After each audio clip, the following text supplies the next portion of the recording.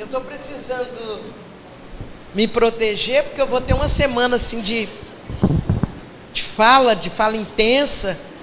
Eu estava comentando, vai ter um dia que vão ser 6 horas de fala, no fim de semana vai ser, na sexta-feira, nós vamos fazer 3 horas, no sábado nós vamos fazer 9 horas, de 8h30 até as 17h30, então eu tenho que preservar a garganta para que nós possamos cumprir o compromisso, né? É uma alegria muito grande estar mais uma vez aqui. E quando Marcos falava da presença espiritual, é bom nós frisarmos, e a gente só faz aquilo que eles orientam, é bom frisarmos que aqui também estão espíritos se preparando para reencarnar. E possivelmente com o encaminhamento para os grupos espíritas.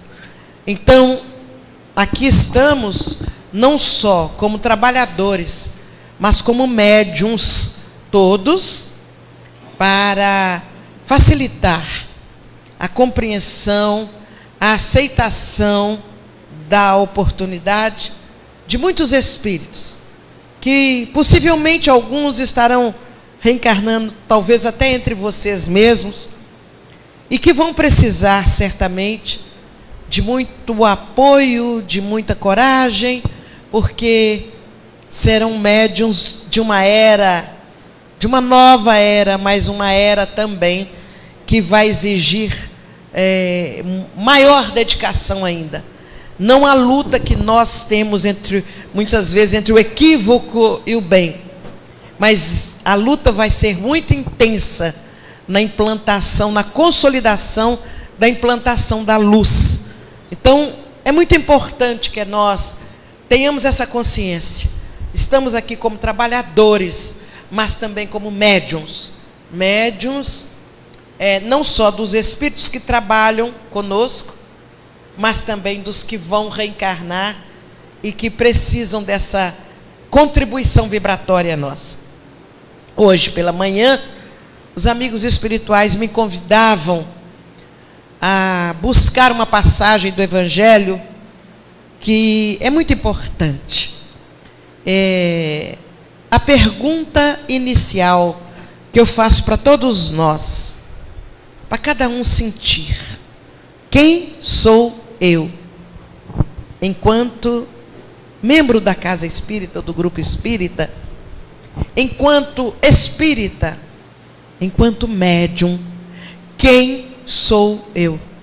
Não basta simplesmente eu chegar aqui e estudar teoricamente o papel da casa espírita.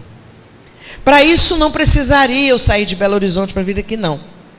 Até a música que foi cantada, ela fala o que é uma casa espírita. Então, este papel eu preciso dele, porque eles me... eu anotei agora. Obrigada. Então, obrigada, querido. Eu não vim aqui para falar teoricamente o que é uma casa espírita. Que se nós não sabemos talvez por falta de atenção. Mas está claro para nós o que é uma casa espírita. Então nós vamos começar pensando: quem somos nós no nosso dia a dia? Porque lembrem-se daquela passagem lá, que aquele médium começou a curar em nome de Paulo, aquele que em nome de Jesus. E o Espírito disse para ele: a Jesus eu conheço, Paulo eu sei quem é, e vós, quem sois? Esta é a pergunta que nós fazemos agora pela manhã. Quem sou eu? Jesus é essa maravilha, Kardec, essa criatura, esse espírito que renovou a caminhada da humanidade na Terra. Os espíritos amigos, esses dedicados apoiadores da nossa jornada. Mas e cada um de nós? Quem somos nós? Esta é a pergunta. Para começar, vamos refletir que somos espíritos. Espíritos num trabalho constante, na busca da melhoria, na busca da paz.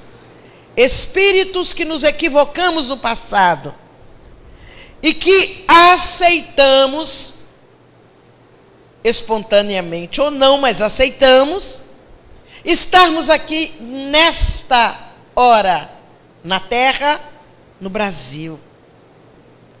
Estarmos aqui para contribuir de forma mais efetiva para essa mudança de energias, de vibrações, essa mudança de rumo na jornada evolutiva, não só do Brasil, mas da humanidade. O momento é um momento muito delicado, em que não estamos aqui preocupados ou pensando em A ou B, partido A ou partido B. É um momento de mudança geral, e nós aceitamos vir espíritas, médiuns agora. Poderíamos ter reencarnado um pouco antes e feito a nossa parte e voltado. Ou poderíamos vir depois de tudo isso. Agora eu vou curtir um ambiente de mais luz e mais paz. Mas o compromisso nos trouxe agora. Então é preciso que nós comecemos a pensar daí. Quem sou eu? Um espírito encarnado que aceitou a proposta, a oportunidade de vir agora para acelerar a quitação dos compromissos e colaborar com este tempo de mudança. Então não somos quaisquer espíritos. Nós somos espíritos mais conscientes. Eu tenho que usar mesmo o microfone, eu posso ir sem ele? Não, né? Não, tem que ver com ele lá. Eu posso ir sem o microfone? Não, né? É isso, tá vendo? Não posso. Tem que ser obediente. Não, mas é porque tá gravando, né? É. Então, esse posicionamento, isso nos faz agora nos colocarmos não com seriedade, no sentido de cara fechada, ou de colocar a testa aqui. Eu de vez em quando eu pergunto, por que para orar nós temos que fazer assim, hein? E segurar a testa.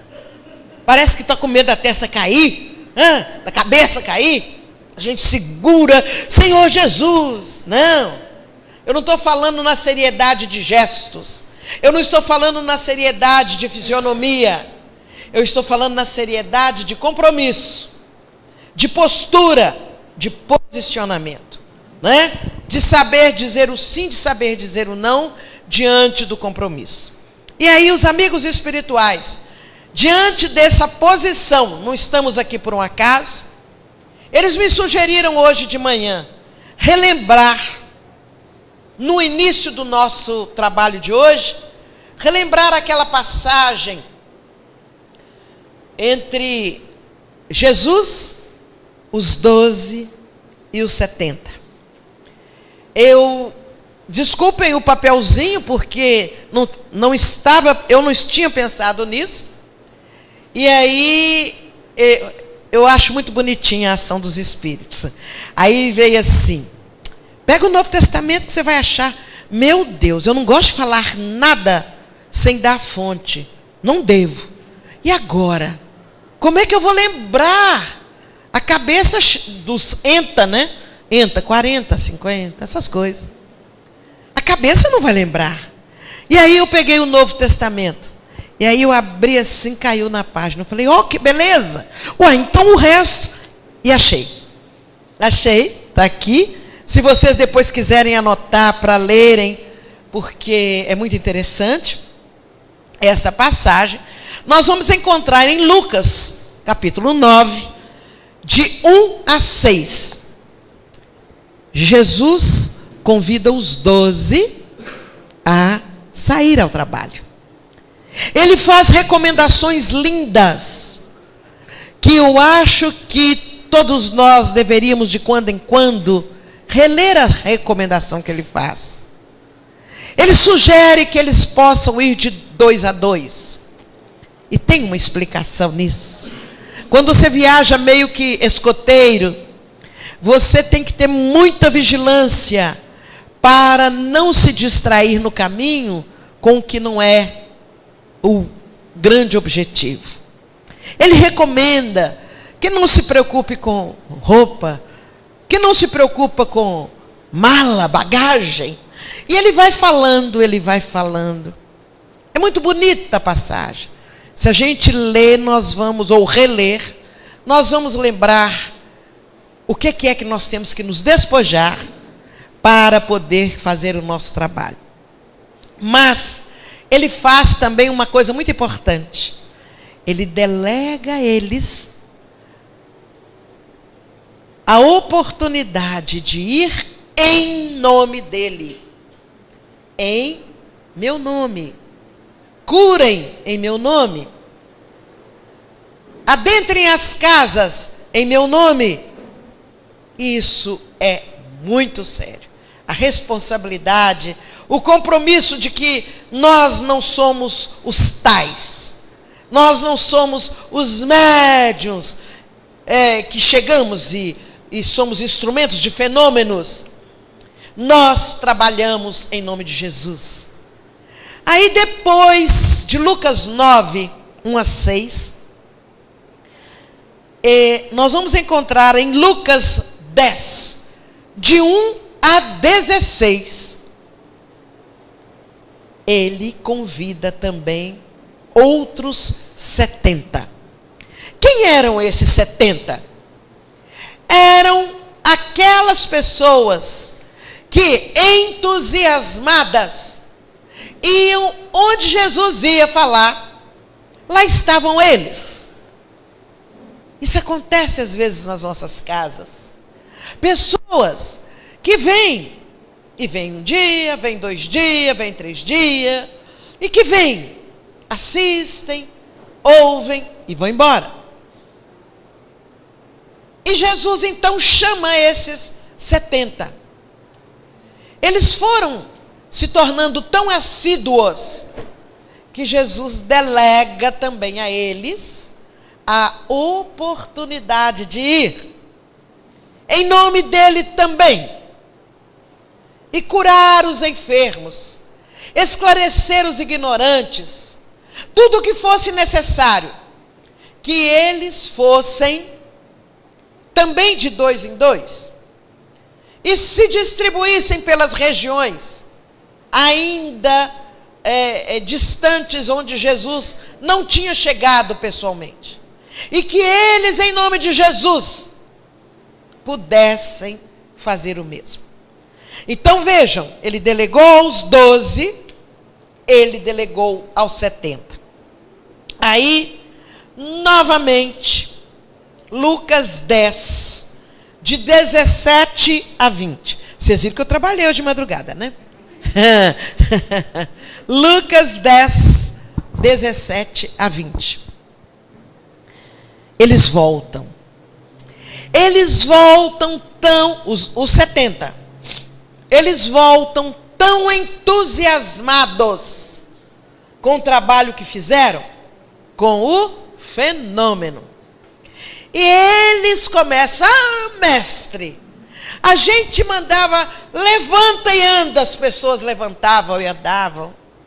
Nós conseguimos ver cegos voltarem a enxergar. Foram muitas as curas que fizemos. E Jesus silencioso ouvindo. Ah, mas nós temos uma visita muito bonita, você tá bom? Tá? Foi embora. Então, Jesus ouvindo. Quando eles terminaram de falar, entusiasmados, narrando os fenômenos, Jesus se volta calmamente para eles e diz assim: vocês antes deveriam alegrar-se, porque vocês têm o nome escrito nos céus. Ah, para que Jesus disse isso? Porque o nome deles estava escrito nos céus, não era como espíritos perfeitos, santos, milagreiros. Estava registrado nos céus, céus entre aspas, como médiuns trabalhadores. Como pessoas que poderiam ser buscadas pelos emissários de Jesus na hora da necessidade.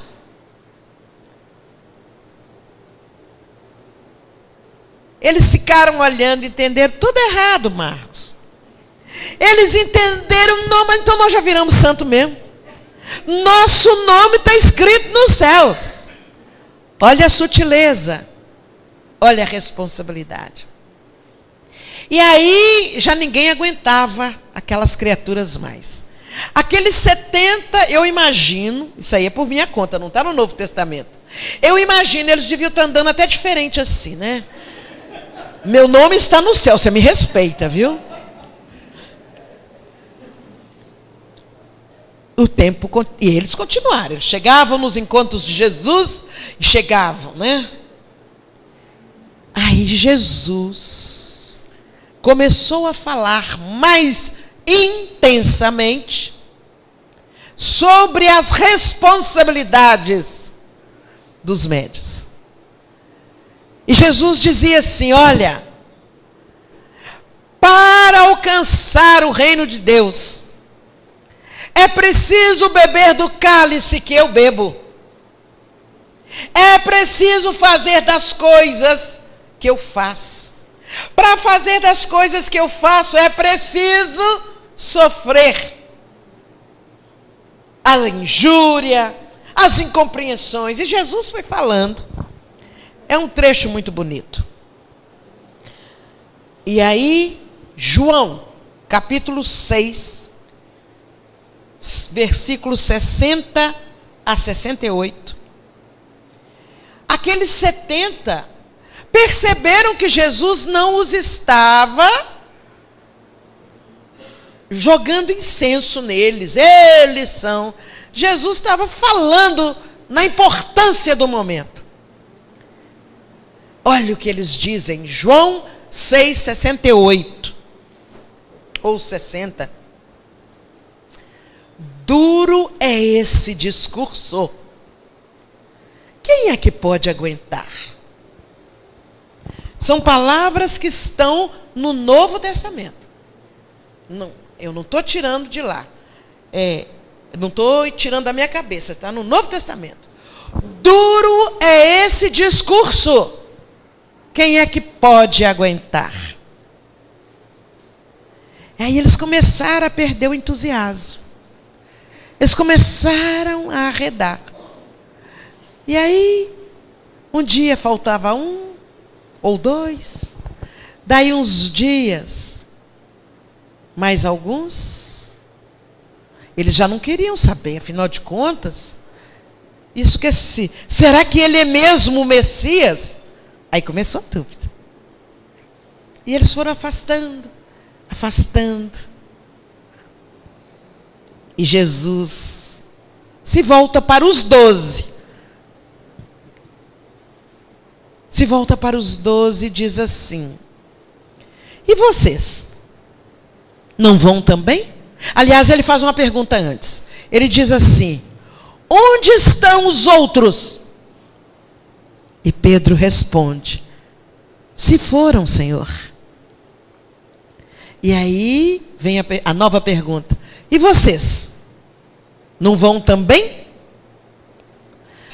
E vem a brilhante resposta de Pedro. Pedro, que é para nós outros a referência do médium bem humano, aquele que vacila, aquele que acredita, depois tem uma reação humana, mas que tem convicção. E Pedro responde: para onde iremos nós, Senhor? se só tu tens a palavra de vida eterna? Para onde iremos nós, Senhor, se só tu tens a palavra de vida eterna? Essa é a pequena história de Jesus entre os 12 e os 70. Muitos se entusiasmam com a doutrina. Muitos acreditam nas verdades que estão ali esclarecidas e reveladas.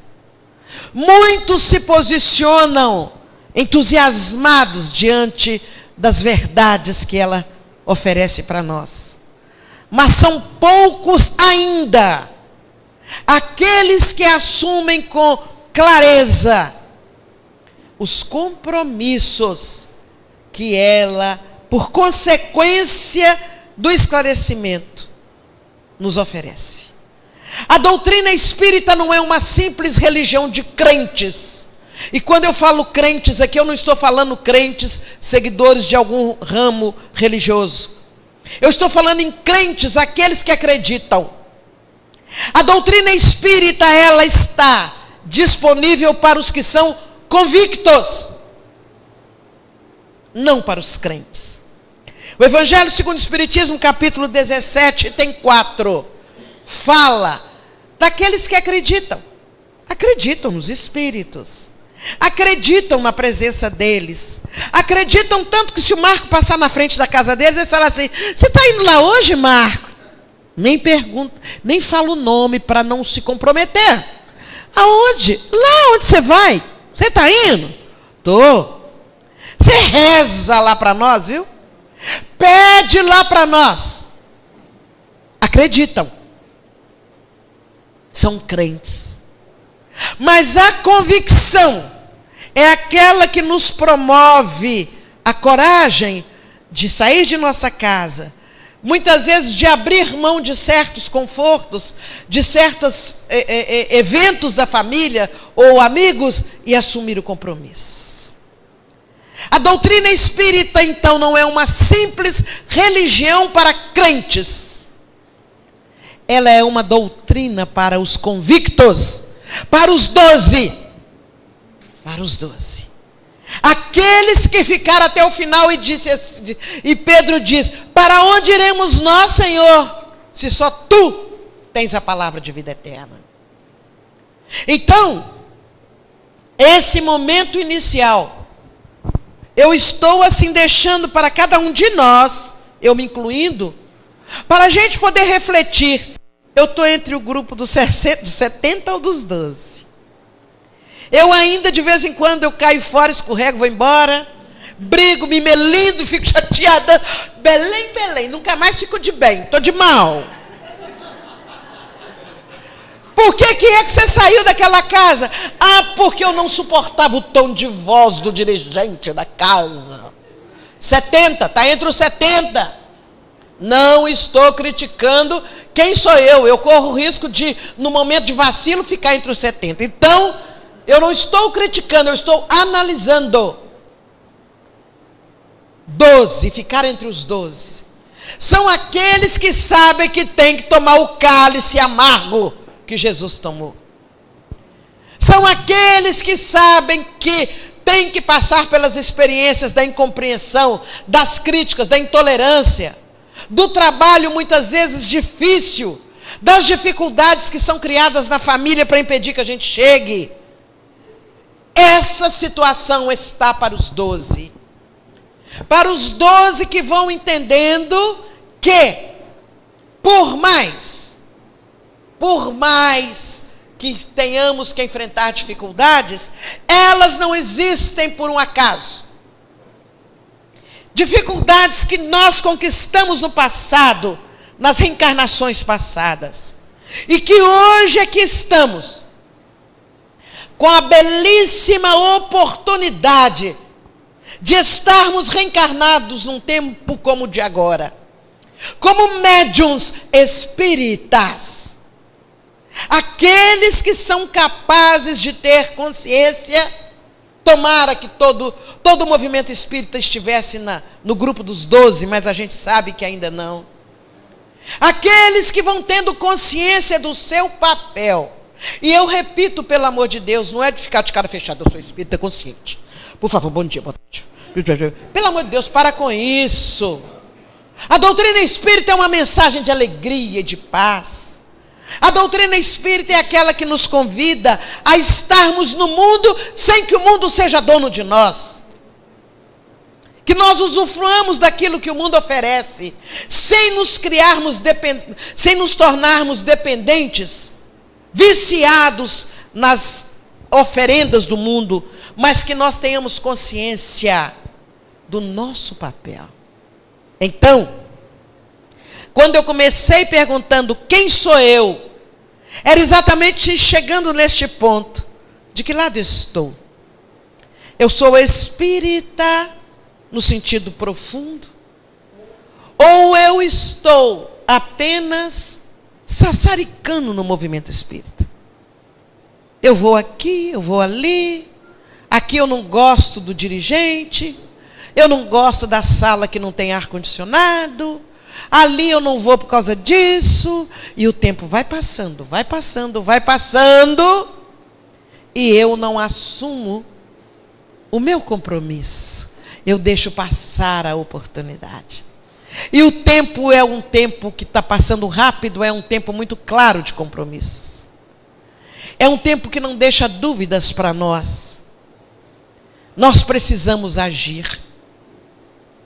Ainda hoje, quando eu acordei, além de para casa, hoje eles me deram serviço.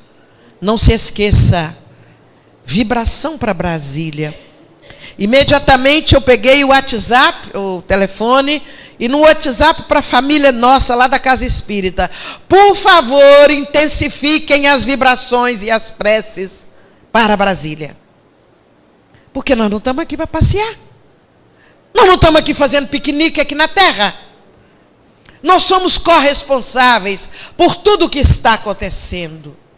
Enquanto médiuns, nós precisamos ter a noção de que os espíritos amigos contam com as energias, com as vibrações que nós possamos liberar.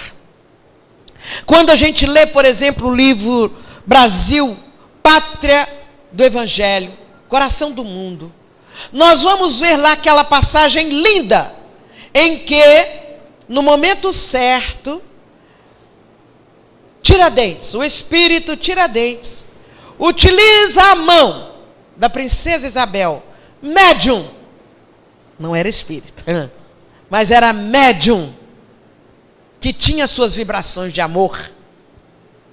E aí, o espírito Tiradentes coloca a mão sobre a mão de princesa Isabel. Ela lança a mão da caneta junto com a mão dele. Ela não vê, ela não sabe. E ela assina a lei áurea. Médium do amor.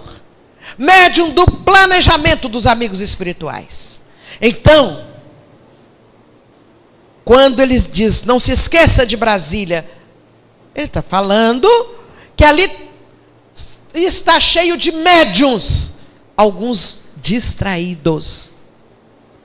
E esses médiuns precisam da nossa contribuição vibratória para que eles sejam acordados, para que a consciência deles se aclare. E não o que eu quero, o que eu gosto, do lado A ou do lado B, mas o que está programado pela espiritualidade superior possa alcançar êxito sem violências. Então, olha a responsabilidade do médium. Olha o papel dos 12. Ter consciência da importância, ao menos um desejozinho assim, ó Jesus, estou aqui, viu? Se tiver alguma coisa que eu tenho aqui que serve lá, estou aqui, pode levar. Pelo menos isso. No sentido da solidariedade com o bem, a solidariedade com a paz e com os espíritos que atuam nos compromissos. Então, falar de casa espírita agora ficou fácil. Sou boba nada, né? Sou boba nada. Joguei para cada um de nós a nossa responsabilidade. Então, falar na casa espírita agora ficou fácil. Aliás, não precisava nem mais falar. Porque cada um já sabe agora. O que é a casa espírita?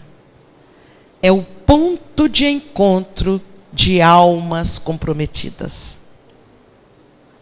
De espíritos comprometidos. É um ponto de encontro.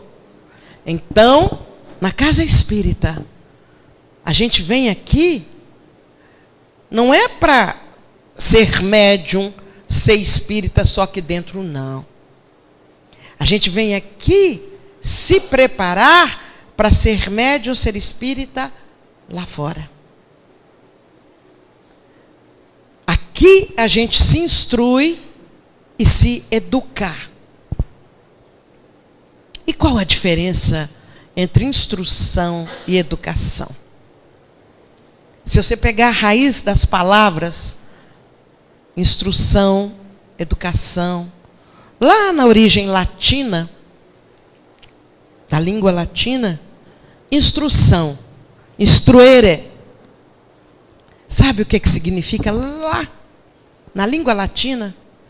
Empilhar. Na instrução você empilha conhecimentos. Tá. Você vai acumulando conhecimentos. Sabe o que significa educação? Vindo lá do latim, educere.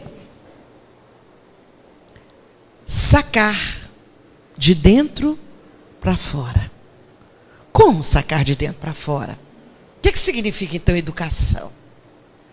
Eu tirar as virtudes que eu tenho e deixá-las brotar.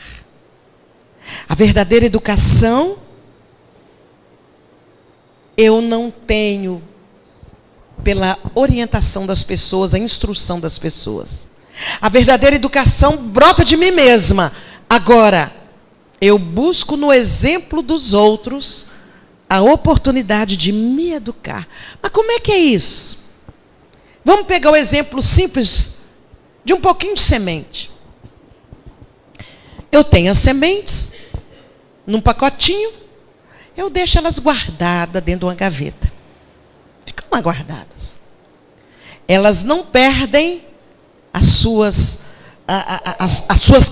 classificação. É semente disso, assim, assim. Estão lá. O dia que eu abro a gaveta, gente, tem essa semente aqui. Deixa eu ver se ainda tem jeito. Pega aquela semente e semeia. Eu coloco num berço quentinho, né? De terra, faço buraco.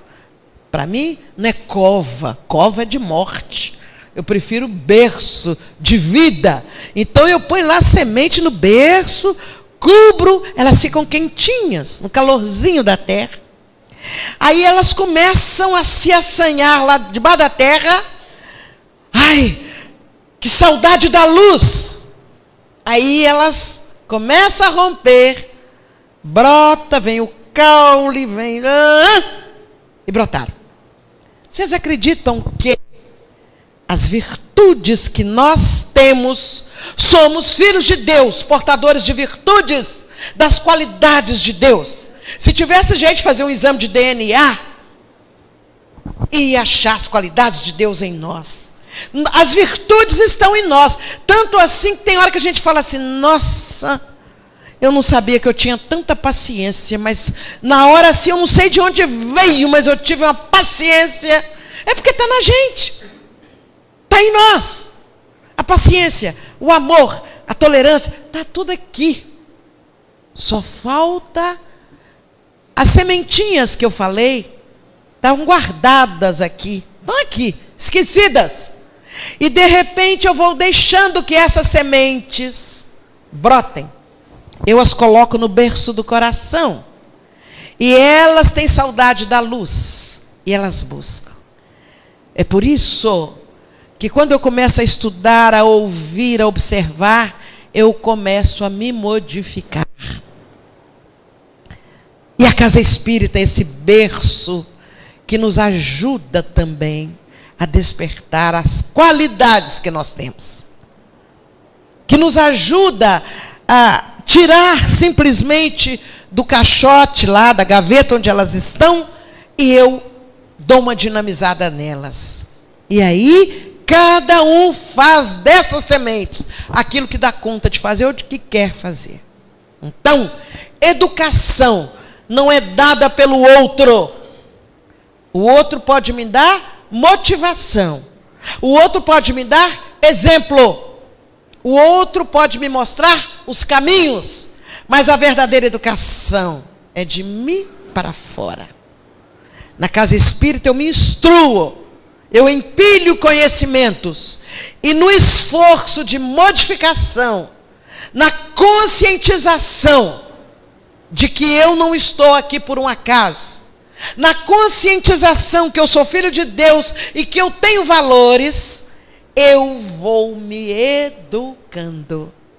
E aí, a casa espírita passa a ser a abençoada fonte onde eu me educo melhor. Mas não é só aqui. Quando eu me preparo com a instrução que a casa espírita oferece, aí eu começo a sair lá fora, e lá vem pancada. Não sei se vocês já repararam, a gente estuda um tema na reunião pública, você sai ali fora no portão, você já é testado naquele tema que você estudou. Porque é assim que acontece. É com esses testes que eu vou me sentindo envergonhada de ter reações diferentes. E aí eu vou melhorando.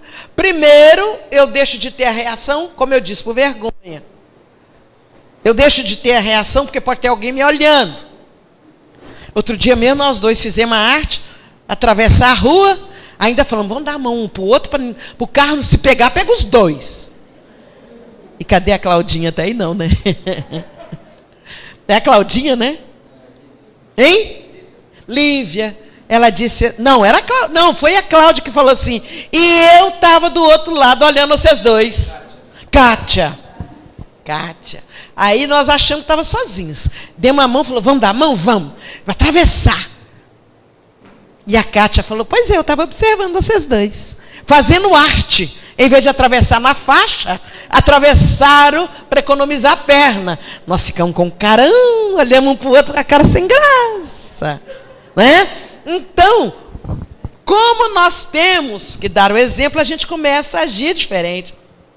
Teve uma vez, lá em Portugal, eu fui entrando assim, aí a portuguesa virou para mim e falou assim, ué, mas lá vocês fazem assim? Que vergonha. Eu fui entrando, como a gente faz, né? Ou fazia, agora eu estou mais cautelosa. Eu fui entrando na rua assim, não olhei negócio de faixa. Naquela época não havia tantas campanhas, né? Para esclarecer. E ela disse, uai. Ela parecia até mineira, ela falou, uai. Lá no Brasil vocês fazem assim? Mas olha, mas eu senti um calor na orelha. Ainda bem que preto não fica vermelho para ninguém ver. A gente fica só foveiro e a orelha esquenta assim, sabe? Eu fiquei com a vergonha. E nessa de ficar com vergonha, etc., aí a gente vai se educando. Mas é assim tudo. Em tudo. Aí lá na nossa casa alguém fala assim, ué, mas você não disse que é espírita? Aí você fala, puxa vida. Não. Aí a gente começa a mudar. Mas na verdade, a educação é nossa. É proporcional ao nosso esforço. Né? E é preciso então que nós tomemos posição. Por isso eu comecei falando nos 12 e nos 70. Porque não adianta eu vir aqui falar teoria sobre casa espírita, não. O que é preciso inicialmente é nós sabermos quem sou e o que eu faço. Por que faço? E o que eu posso fazer mais? A partir daí, então, fica muito mais fácil. Fica muito mais claro a gente poder trabalhar nesse sentido. Bom, na medida que nós falamos tudo isso, parece até que eu só fiz a introdução, nós vamos agora adentrar para a casa espírita. Nós vamos adentrar para a casa espírita e vamos pensar naquela casa que é um ponto de encontro, o que ela faz e o que eu posso fazer para colaborar. Então agora, vamos cada um de nós pensar no nosso papel, no nosso trabalho. Será que eu paro para pensar coisas simples? Estou começando do bem simples. Será que eu paro para pensar quem é que limpou esse chão? Quem é que arrumou tudo isso aqui? Quem é que paga a energia elétrica que nós estamos nos dando ao luxo de ficar aqui com as lâmpadas acesas? Ah, não, mas essa lâmpada, José, não te preocupa não, é lâmpada LED, é mais barata. E daí? Está gastando energia do mesmo jeito. Ar-condicionado ligado, sabonete no banheiro, papel higiênico. Eu já parei para pensar. Quem é que faz? Quem é que compra? De onde vem? Puxa, na minha casa eu gasto tanto com isso. E aqui, como é que será? Ah, eu nem falo, ninguém me chama para nada. Ninguém me chama para nada, eu quero fazer as coisas. Gente, eu vou pedir licença, me dá uma cadeira mais leve, eu vou sentar aqui, porque tem um ciático aqui começando a querer me incomodar. Isso, pode pôr as duas, que aí eu fico mais altinha. Tem até aquele banco lá, olha. Não, mas não precisa das costas, é só mesmo descansar a perna. Eu acho que tanto faz, vamos ver aqui. Porque eu não quero deixar as pessoas tendo que mexer com o pescoço para me ver. Deixa eu ver aqui. Tá dando para a gente? Ah, então tá bom. Vamos lá. Obrigada. Então, vejam bem. Ah, mas eu não... Ninguém me chama. Você acredita que tem 3 anos que eu estou lá na casa espírita? Ninguém nem nunca me olhou, me perguntou como é que eu chamo, nunca me chamou para nada. Como é que eu vou ajudar? Ô, gente, a gente tem que dar uma de João Pronto, Maria Pronta. Fica ali atento. O que é João Pronto, Maria Pronta? É uma brincadeira que eu faço. É aquela pessoa que está disponível porque é necessário. Você chama a pessoa, ela está sempre pronta. Posso sim. Vamos lá. Vamos colocar nessa posição. E devagarinho você chegou, a pessoa está varrendo ou está arrumando as cadeiras. Quer que eu te ajude? Posso te ajudar? E a gente vai devagarinho se mostrando. Não se mostrando para ser conhecida, mas se mostrando para ser trabalhador da casa. Então, olha, eu não sei como é que faz aqui para dar uma ajudazinha, mas eu fiquei pensando tanto que vocês gastam aqui. Como é que faz para dar uma contribuição aqui? Eu não estou preocupada com recibo de imposto de renda, nada disso não. Uma contribuiçãozinha. Vocês querem que eu traga um pacote de sabão? Ou um litro de sabonete líquido? Sei lá, o que vocês querem? Um pacote de rolo de papel higiênico? E a gente vai se mostrando no trabalho. Mas é engraçado, a gente no trabalho é tão difícil. A gente quer o melhor. Afinal de contas, imagina, eu saí de Belo Horizonte, lá eu sou dirigente de casa espírita, agora eu vou chegar aqui e ajudar a arrumar uma cadeira. Eu não, isso não é serviço para mim, não. Aí outro dia, eu cheguei em Uberaba. Havia muito tempo que eu não ia lá. E eu cheguei, dirigi em torno de umas 5 horas, 5 horas e meia. Agora com o radar a gente demora mais um pouquinho. Eu devo ter gastado umas 6 horas para chegar. E aí, quando eu chego lá cansada, suada, eu imaginei que a nossa conversa, que coisa boa que você chegou. E tal, você quer ir para casa tomar um banho, papapá.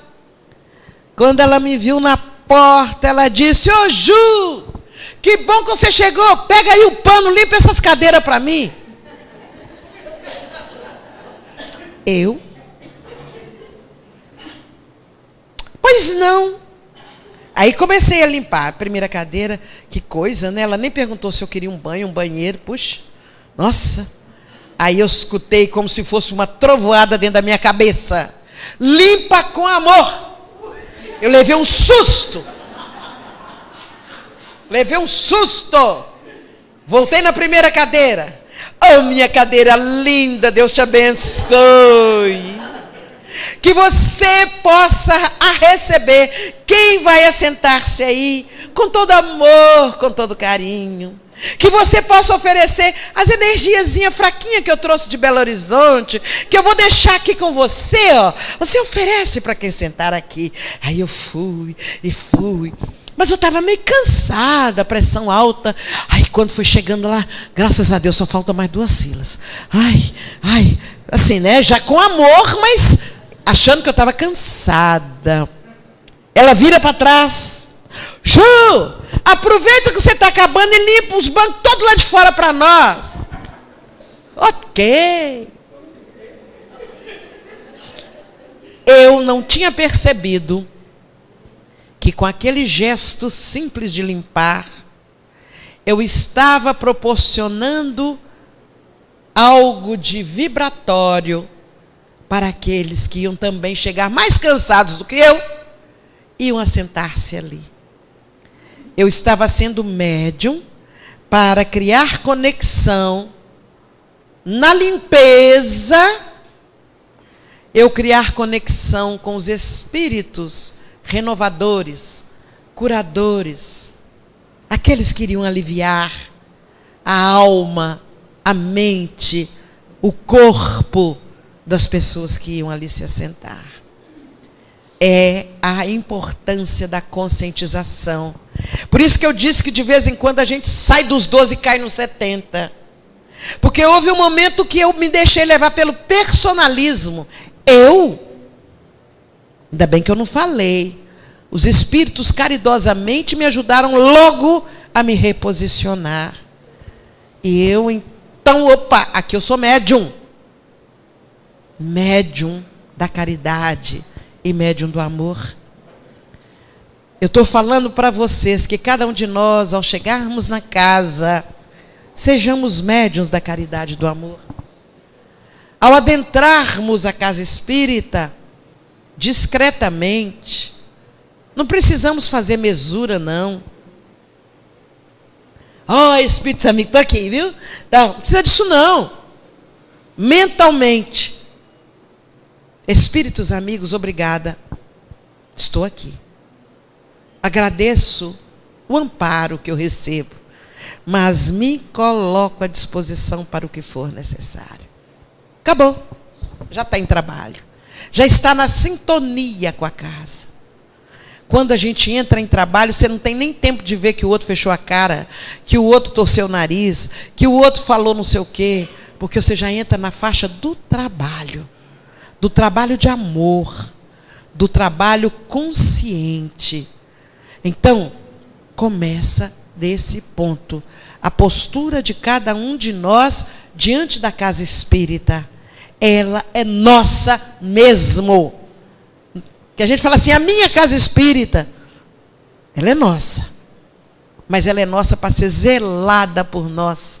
Não só no aspecto físico, mas no aspecto vibratório espiritual. Dr. Bezerra de Menezes, através de Divaldo Pereira Franco, ele diz o seguinte, que muitos de nós falamos assim, não, a casa está cheia de obsessor, de obsidiado. Ixi, mas tem um monte de gente obsidiado lá. Dr. Bezerra diz assim, os processos obsessivos, os espíritos equivocados, eles não entram geralmente pelos canais adequados da casa. A casa, ela tem uma proteção, uma parede protetora magnética em torno dela, que a envolve, que a protege. Essa parede magnética, eles, os obsessores, não conseguem rompê-la de fora para dentro. Mas os que estão dentro da casa e que se permitem entrar em processos de inveja, crítica e conversas desnecessárias, pensamentos inadequados, inveja de funções, e vai por aí afora, esses pensamentos, essas energias, criam de dentro para fora pequenas frestas.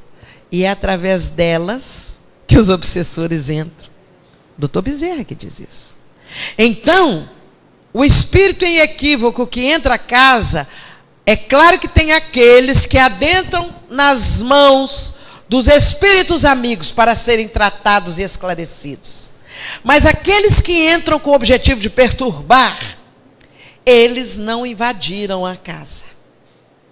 Nós abrimos pontos. Aí eu falo que tem hora que a gente deixa essa parede protetora, magnética, como se fosse rede, cheia de buracos, como rede. E eles vão entrando por ali. E aí chegam cá dentro e a gente se permite dizer, é uma das palavras mais impiedosas que a gente às vezes emite. Nossa, você viu como é que fulano está obsidiado? Então, a nossa responsabilidade de ser aqueles que remendam os buracos da rede, com a nossa prece, com o nosso pensamento harmonizado, com as nossas vibrações de respeito e de carinho para com o nosso semelhante. Eu não estou querendo dizer com isso que nós vamos conseguir amar todo mundo. De uma hora para outra, assim, eu amo todo mundo. Não é verdade. Tem aqueles que você ainda tem uma energia assim, de resistência. Mas isso não impede que você vença essa resistência com o trabalho, com a oração. Até aqui, diz que seminário o outro tem que perguntar e falar, né? Falei disparado. Até aqui, alguém tem alguma pergunta para fazer? Só uma ou duas pessoas, só para a gente não desviar. Na medida do possível, dentro do que a gente falou até agora. Eu joguei um tanto de coisa na nossa cabeça. Então deve estar fervilhando aí. Oportunidade para alguém perguntar, por favor. Vai, pode falar. Brechas?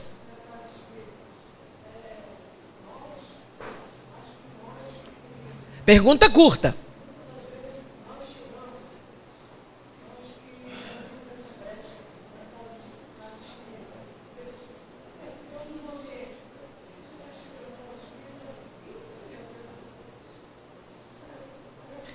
Ó. Aham. Perfeitamente. Ela está falando uma coisa muito séria. Mas nós também não podemos jogar a culpa no outro. Eu me desarmonizei porque não me olharam direito. Eu me desarmonizei porque não me deram amor, não me deram atenção. Tem disso também não. Na minha posição, se eu perceber que não me deram muita atenção, eu vou para o meu cantinho e oro. Eu não tenho que descontar o fato de não terem me dado atenção com uma postura barulhenta para chamar atenção. Somos médiuns.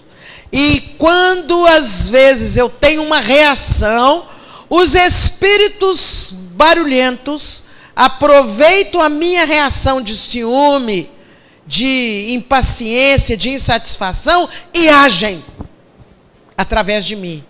Eu tenho que ser médium vigilante. Eu tenho que ser médium que respeita, que ama, que tolera. Quem mais? Vai, querida.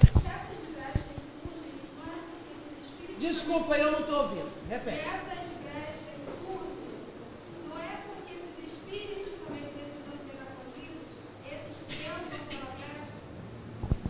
Veja bem, a colocação de Dr. Bezerra é muito clara. Esses espíritos que entram pelas brechas, eles ainda não estão no momento de serem atendidos e socorridos. Eles são bagunceiros mesmo. Eles querem perturbar o ambiente mesmo. É claro que a casa espírita, como pronto-socorro, na medida que eles entram, nós não vamos deixá-lo ir embora de qualquer forma, não. Nós vamos ajudá-los. Mas muitos vão porque não estão ainda preparados para serem socorridos. Os que estão no planejamento para serem socorridos, eles adentram pela porta de socorro, conduzidos pelos espíritos socorristas, que nós, quando estudamos os livros de André Luiz e Ivone Pereira, nós sabemos que existem espíritos socorristas que vão recolher aqueles que já estão em condições de serem ajudados. Tá? Então, é claro que eles não vão deixar de receber a ajuda deles. Mas isso não nos isenta da responsabilidade de abrirmos essas brechas, porque nós abrimos por invigilância. Nós não abrimos porque somos caridosos, amorosos. Nós abrimos porque a gente está com inveja, que a gente está com raiva, que a gente fala o que não deve falar, etc, etc, etc. Então, nós abrimos por invigilância. Tá certo? Clareou? Então tá bom, fala, querida. A última, porque a gente volta a falar. A gente, médium, no dia de trabalho, ou mesmo outros dias que a gente vem a casa, a gente também pode ser portador desses espíritos que estão precisando de ajuda? Claro! Quando eu digo que os espíritos nobres, os espíritos socorristas, trazem esses espíritos pela porta normal de socorro, é claro que na maioria das vezes eles vão usar os médiuns que atuam na casa. Não vamos esquecer que médiuns somos todos nós, de acordo com a afirmativa do livro dos médiuns. Alguns são mais ostensivos, mas somos médiuns todos nós. Né? Todos nós, porque mediunidade o que é? É a faculdade que me permite conectar com o plano espiritual. Então, todos nós temos essa faculdade, como todos nós portamos a faculdade de ver, a faculdade de ouvir, a faculdade de falar. Então, todos nós temos a faculdade mediúnica. Em alguns ela está adormecida, em outros ela está mais ostensiva.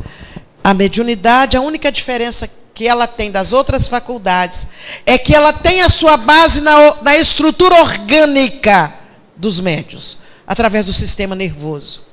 Então, a base dela está na estrutura orgânica. Mas a conexão dela se baseou na estrutura orgânica, a conexão avança para uma outra faixa vibratória, para alcançar os espíritos. Médiuns somos todos nós. Alguém mais? Não, né? Eu falei que acabou, né? Então, vocês observaram que a primeira coisa que eu disse aqui... Tá bom, Nelson? Tá firme? Custou chegar hoje? Nelson, nós nos conhecemos pelo trabalho em Nova York. Ele me escreveu um dia: eu estou sabendo que você está vindo. Até me chamou de senhora, que nem ela. Estou sabendo que a senhora está vindo. Eu queria ser um divulgador da doutrina aqui através de livros. Será que a senhora traz uns livros para mim? Perfeitamente. E aí, num dia muito frio, chegou ele, encapotado, atravessou Nova York. Eu vim aqui buscar a mala de livros. Aí a gente começou a conhecer-se no trabalho, né? Então, eu não sabia mexer com esses negócios de internet. Aí ele, de onde ele estava, mas por que você não fala no Skype? Eu não sei mexer com isso. Então deixa eu te ensinar. E aí ele foi me ensinando, me ensinou. Aí eu vou para a Europa. Essa criatura fica sabendo que eu estou lá na Europa. Ele atravessou não sei quantos países, rodou sei lá quanto tempo. Eu falei, gente, será que eu estou confundindo? Parece que é o Nelson. Aí ele lá. Mas ele é daqui do Rio. E aí ele ficou sabendo que eu vim em Jacarepaguá. Atravessou o Rio, né? E está aqui conosco. Nelson, está todo mundo querendo te conhecer. Agora eu já fiz uma confusão. Levanta aí. Você é muito baixinho. Aí. Hein? Isso tudo por um acaso. Isso tudo porque nós não somos médiuns, não é? E ele passou um momento agora de prova muito séria.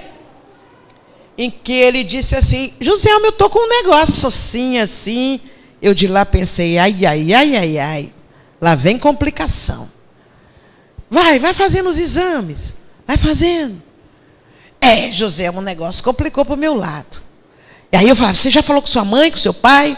Não, porque são muito velhinhos. É bom você falar. Não, né? E graças a Deus, né? Ele, outro dia, me fez um WhatsApp quase chorando. Os médicos disseram que o mal foi eliminado pela raiz. Estou novamente à disposição dos espíritos para o trabalho. Graças a Deus. Os espíritos não são bobos, gente. Eles preparam a gente. Na hora que você começa a se conscientizar, eles vão deixar a gente desencarnar fácil? Eles não são bobos? Não. A gente não fica aproveitando o pneu meia sola lá, você troca e tal, não tem dinheiro para comprar outro, você vai lá. Os espíritos fazem isso com a gente também. Né? Nós somos úteis para eles. E quanto mais conscientes nós formos nos tornando, por isso que eu falo, gente, fica esperto. Estuda, se educa e trabalha.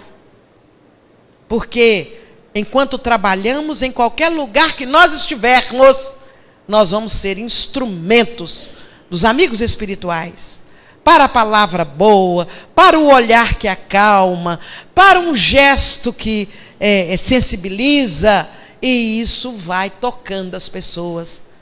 Aquela educação que eu disse que a gente vai ter na base na casa espírita, nossa mediunidade não é para ficar só aqui em torno da mesa, e como antigamente o João Nunes dizia que era assim, quando ele começou. Tinha uma campainha, aquela do juiz, né? Aí o dirigente falava assim, plim, batia a campainha. Agora é o outro, louvado seja nosso Senhor Jesus Cristo. Aí, plim, agora é você, fulano. E assim iam os médiuns dando as manifestações. Às vezes não tinha nem espírito, mas o médium levava tanto susto com o toque da campainha, ele falava também. Né? Então, é preciso hoje, com tanta oportunidade, a gente poder ser médium sem precisar de estribuchar, sem precisar de fazer gestos, que todo mundo fica, calma, o espírito está chegando. Para com isso. O espírito tem que agir naturalmente. Comigo é assim, eu sou meio brava com eles. Eu falo, olha, vocês podem vir na hora que for, mas não faça escândalo, porque eu não vou aceitar. Né? Porque aí, quem coordena, quem comanda a casa mediúnica é o médium. O espírito não vai fazer o que quer, não. Mas estou mudando de assunto, voltando então, eu coloco aqui a importância do trabalho. Quando eu falei no Nelson, não foi por distração, não. Ele estava numa região onde não tinha casa espírita. E ele, mas como é que eu faço? Eu preciso continuar frequentando. Eu preciso continuar. Então, ele achou o caminho na divulgação da doutrina através dos livros. Tipo, o vendedor ambulante, né? Que sai com a mala vendendo livro. Foi por aí que ele deu um jeito de começar o trabalho dele lá em Nova York. Então, nós precisamos trabalhar. Aí vocês vão falar, mas trabalhar como? Gente, todo médium consciente e que já desenvolveu muito, além do trabalho que ele desenvolve na casa espírita, ele tem um trabalhozinho pequenininho, discreto, que ninguém sabe, ou às vezes alguns sabem, que ele faz lá fora. Vejam o Chico. O Chico fazia aquele trabalho de peregrinação. Tinha umas casas, tantas casas que ele visitava por semana. Era o dia da peregrinação. Até que virou aquela procissão para a rua fora, né? Ah, o Chico vai para a peregrinação. Aí aquele monte de gente para a rua fora. Mas ele começou sozinho, com mais 2 ou 3 pessoas do grupo, fazendo o seu visito, abrir o culto do evangelho naquela casa, levar a palavra, levar o mantimento, aquelas coisas assim. O Divaldo, Não sei se ele ainda faz pelas condições físicas, mas ele tinha uma visita discreta às casas lá das palafitas, né? Discreta. Ele ia lá, fazia visita e ia para casa. Porque nós precisamos burilar nossa ferramenta. E esse trabalho é de extrema importância. De levar, por exemplo, um pouco de chocolate ou café com leite quente à noite, em alguma região onde as pessoas dormem na rua, né? De fazer enxovais e distribuir para as grávidas que atravessam o nosso caminho. É preciso um pequeno trabalho. Ler para um que tem a limitação visual, uma vez por semana, 2 vezes, eu vou lá meia hora ler para o fulano que não consegue enxergar. Quanta coisa nós podemos fazer. Ir num hospital com a pequena tesoura, se permitido, cortar a unha daqueles que estão ali há muito tempo, doido para fazer uma unha. Eu não sei fazer unha, mas cortar unha eu sou capaz. Durante uns 10 anos, eu ia no hospital de indigentes em Belo Horizonte, sabe para quê? Escrever carta para para as famílias daqueles hospitalizados. Eles ditavam o que queriam, eu escrevia, me davam o endereço, eu punha no correio, e punha para voltar no meu endereço, quando chegava, eu ia lá, lia para eles. Que emoção, quantas vezes eu pude testemunhar. É preciso o médium fazer alguma coisa que saia do lugar comum. Nós não podemos ser médiums que somos médiums só na hora, no dia da reunião, que a gente vem aqui para dar passividade para espírito. Né? Depois de eu falar no trabalho, a gente vai falar então na estrutura da casa espírita. A casa espírita, ela precisa ter uma direção, um comando.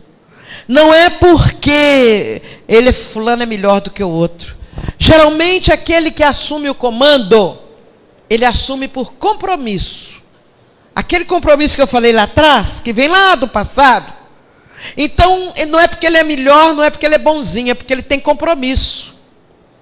E isso faz com que nós, que estamos ali, tenhamos a educação, que eu falei que é de dentro para fora, a educação de respeitar o dirigente. E se eu não concordar com ele, eu não vou sair criticando, não. Eu vou pedir uma chance de falar com ele e vou dar a sugestão daquilo que me passou no coração. Olhar no olho e dialogar, mas não criticar nas costas. Não podemos esquecer que a casa espírita tem os seus mentores. E que esses mentores, a quem que eles vão se dirigir para direcionar? Aos dirigentes da casa. Eles vão direcionar ali. Por isso o dirigente não pode esquecer que ele é médium dirigente. O que trabalha na cozinha é médium cozinheiro. O que faz a limpeza é médium da limpeza. O que fica na portaria é médium porteiro. O que fica no sono é médium sonoplasta. Médium que vai captar as sugestões dos espíritos na área em que estão atuando. Então, é importante que nós comecemos a criar de uma maneira mais sólida o nosso apoio à direção das casas espíritas. Eu costumo dizer que todo dirigente vira vidraça. Vidraça que menino levado gosta de pegar a pedra. Deixa eu ver se eu acerto. 1, 2 e lá vai. Todo dirigente fica solitário, de uma certa forma, e vira vidraça. Mas num grupo espírita, o dirigente precisa ser apoiado. Ele precisa estar harmonizado com o grupo que ele dirige. Ele não dirige porque ele é melhor, eu repito. Ele dirige porque ele tem compromissos. E eu tenho batido muito na tecla. Se não tem pessoas em condições para dar sequência, Não é no sentido condições de cultura, nada disso. Em condições de desprendimento mediúnico, de vivência do amor, da caridade da maneira mais ampla possível, é preferível que se repita uma gestão. A própria lei do Código Civil Brasileiro, depois de publicar que todas as associações deveriam mudar a direção de tanto em tanto tempo e cada grupo ter direito a apenas uma recondução, eles reconsideram e 15 dias depois eles dizem, numa publicação, o artigo tal excetua os grupos espíritas, os grupos religiosos, exatamente porque o grupo religioso não é um simples grupo social a serviço da sociedade. O grupo espírita é um grupo social, composto de médiuns, com um trabalho definido, com uma trajetória definida pelos espíritos que conduzem a casa. Então nós temos que começar a ter uma postura de seriedade nas coisas. E eu volto a dizer, seriedade, compromisso. Não é seriedade cara fechada. Não é seriedade no sentido de não apoiar que uma pessoa sorria e tal. Ah, não, esse pessoal está rindo demais. Vamos pôr alguém mais sério. Não é isso.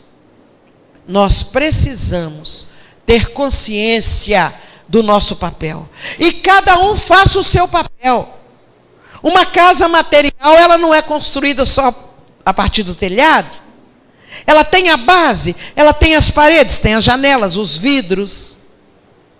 Cada um de nós faz um papel no grupo espírita. E este papel precisa ser articulado. E nessa articulação, a gente prosseguir. Bom, eu falei muito no trabalho, exatamente porque eu não vejo mediunidade harmonizada, educada, sem trabalho.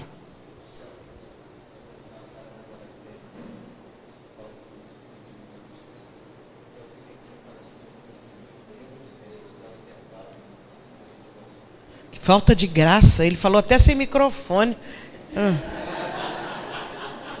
Olha para você ver, o homem me corta. O homem me corta para falar de livro, pelo amor de Deus. Gente, olha só, nós vamos ter um intervalo agora às 10h30, mas antes... Como é que vai? Mas antes, o Selma vai falar dos 2 livros dela. E logo após ela falar dos livros, nós vamos ao intervalo no sentido quitute, que é lá embaixo, né? Só descer as escadas aqui. E haverá também a doação de evangelhos, e se alguém tiver interessado no autógrafo, vai ser nesse período de intervalo do lanche, tá? E o livro, o evangelho é doação, e o livro é compra, tá? Tá o preço de R$25, e para autografar vai ter que ser nesse período de intervalo, tá? Agora você pode falar das por favor. Mas tá bom, é porque eu ia também começar outro assunto que ia ter que cortar, né? Eu sei, tá fazendo hora com você. Vejam bem, eu dizia ontem que eu me empenho muito na divulgação.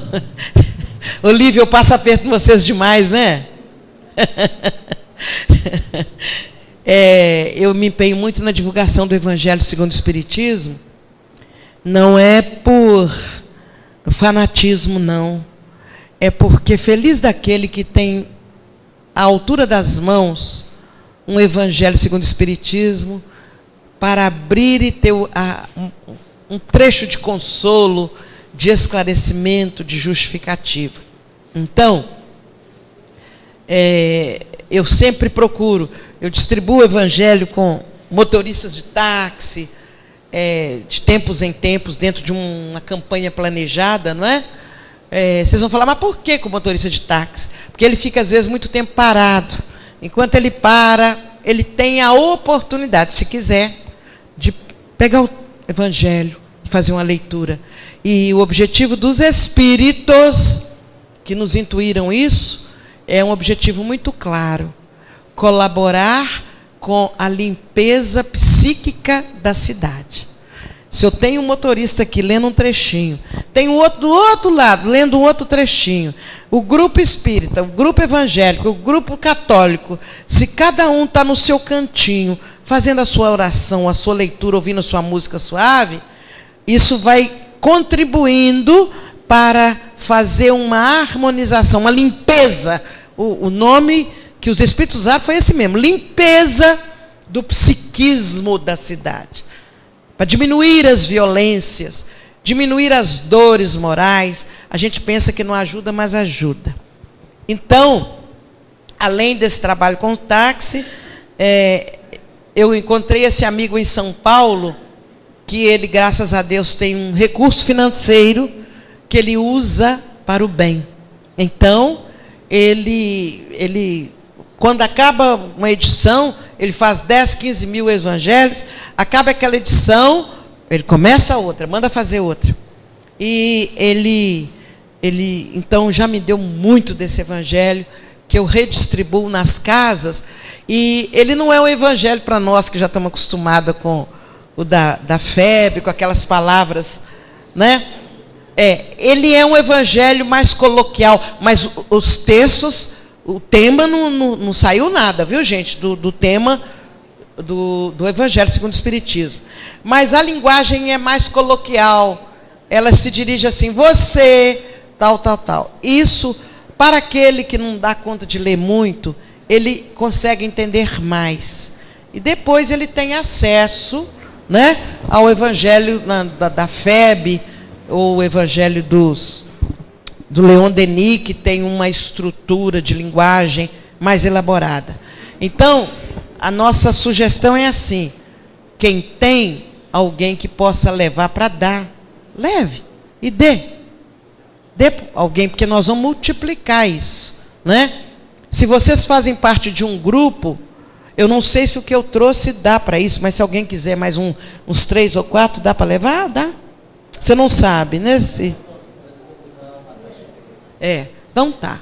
Porque às vezes alguém fala, não, mas eu trabalho, eu queria levar uns a mais. Aí vocês conversam. Se faltar, você me fala que a gente vê o que faz. Eu só não conseguia dar o transporte, eu só trouxe o livro e eles aqui pagaram o transporte, não é? E o outro livro, que também acho que eu nem queria falar nisso mais, mas tudo bem, é um livro de orações, no momento em que eu não estava bem com a vida e com algumas pessoas, eu estava magoada, revoltada. Fulano não tinha o direito de fazer o que fez. Eu pensava, meu Deus, mas eu não posso pensar assim. Eu conheço a doutrina, eu falo sobre a doutrina. Nesse período, vocês podem ter certeza, eu não tinha coragem nem de falar sobre o perdão. Porque como é que eu vou falar sobre o perdão se eu não estou dando conta de perdoar? E aí eu comecei a pensar, puxa, eu conheço a doutrina e não estou conseguindo orar. Aí eu falei, deixa eu ir para o Evangelho segundo o Espiritismo, lá tem as orações, eu leio. Eu começava a ler e cortava no meio do caminho, desaforo. Por que ela fez isso comigo? Por que ela falou o que é uma mentira? Ela não podia ter feito isso. E a mágoa vinha. Aí eu comecei a pensar naqueles que não são espíritas e que não têm o conhecimento e não têm acesso, por exemplo, ao Evangelho. E comecei a respeitar ainda mais, por exemplo, os evangélicos que fazem noite de orações, dias de orações em que eles se encontram para orar. Aí eu comecei a ver a importância da oração. Mas não a oração decorada, a oração vibrada no amor, né? Aí eu comecei a colecionar uma série de páginas de orações, e depois eu fiz uma pilha dessa altura, falei, nossa, mas não era a intenção fazer livro, era a intenção fazer uma apostila. E quando a gente viu, está aí o livro, com uma coletâneazinha de orações. Quando nasce um bebê, quando alguém está morrendo, essas coisas assim, que a gente esquece que a gente é espírita e tem que colaborar com a prece, né? É isso.